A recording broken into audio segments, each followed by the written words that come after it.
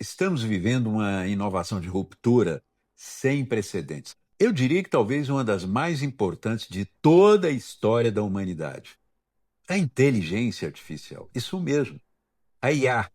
Recentemente, para entender a profundidade desse movimento, desse assunto, eu me deparo com uma edição da revista britânica The Economist. A edição era 18 de abril de 2026. A revista The Economist é reconhecida mundialmente como um bastião do pensamento liberal. Na verdade, é uma publicação extremamente respeitada. Por isso, quando ela traz na capa a figura de 5 homens em uma pergunta direta, capciosa, eu diria incômoda, o mundo para ouvir. A pergunta era a seguinte: pode-se confiar em 5 homens com inteligência artificial? Ou 5 homens que controlam a inteligência artificial? Eu quero pegar o gancho dessa matéria para aprofundarmos o assunto com algumas pinceladas teóricas. Os 5 homens na capa, Dario Amodei, Demis Hassabis, Elon Musk, Mark Zuckerberg e Sam Altman, concentram o rumo da tecnologia mais poderosa que já produzimos. Mas a própria revista mergulha em uma discussão ética e de segurança fundamental ao analisar a relação entre duas empresas, a OpenAI, ou OpenAI, em português, e a Anthropic. É importante lembrar que a Anthropic foi criada por dissidentes da OpenAI, ou seja, ela surgiu de uma ruptura. Um grupo de cientistas e pesquisadores sêniores resolvem deixar a OpenAI justamente por divergências sobre a velocidade do desenvolvimento em detrimento da segurança. Vejam bem, é uma decisão extremamente importante. Eles queriam uma abordagem mais ética e controlada. No entanto, o desafio atual da Anthropic, depois dessa dissidência, mostra que o problema é de ordem sistêmica. Com o desenvolvimento do modelo Mythos pela Anthropic, a empresa aprofundou tanto a capacidade da IA que se viu diante de um dilema. A tecnologia tornou-se tão potente que pode colocar em risco, atenção, em risco a segurança das pessoas e da própria soberania dos Estados. E para entender o que está em jogo, precisamos falar de soberania, talvez sobre a ótica de um filósofo, Jean Baudin. Lá no século XVI, na obra Os Seis Livros da República, ele definiu que a soberania é o poder absoluto e indivisível de uma nação, um dever público de proteção à sociedade. Naquela época estávamos falando do Estado moderno, o que nós temos hoje no mundo.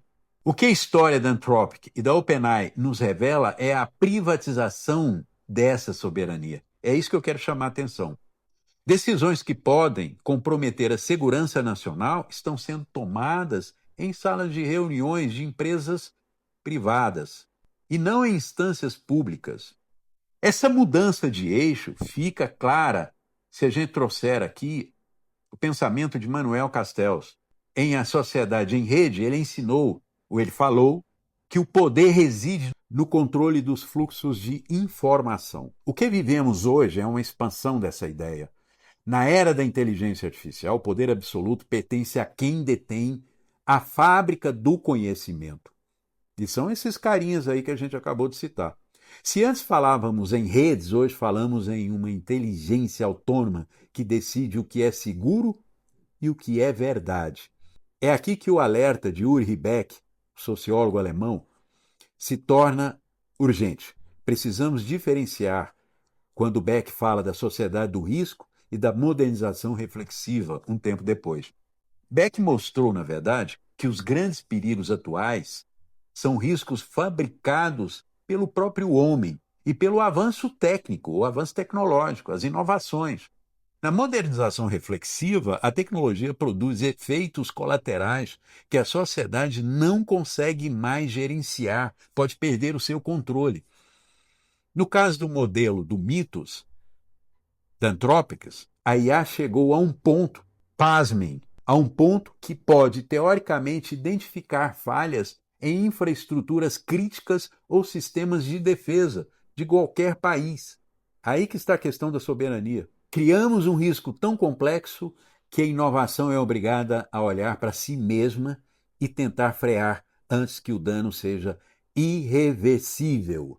O grande perigo, como aponta The Economist, é que o freio para esses riscos que ameaçam a humanidade está nas mãos de apenas 5 pessoas. Atenção, 5 pessoas. Minha resposta à provocação da revista, aliás, é um enfático não. Não podemos confiar o destino do conhecimento e da soberania a um grupo tão restrito.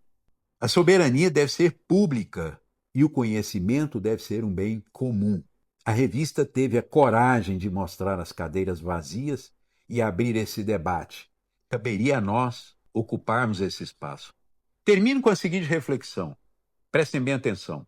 Em um mundo onde o conhecimento técnico é a nova fronteira nacional, você se sente seguro sabendo que as chaves desse reino pertencem a apenas 5 pessoas, 5 empresas privadas? O futuro deve ser, na verdade, uma construção de todos nós.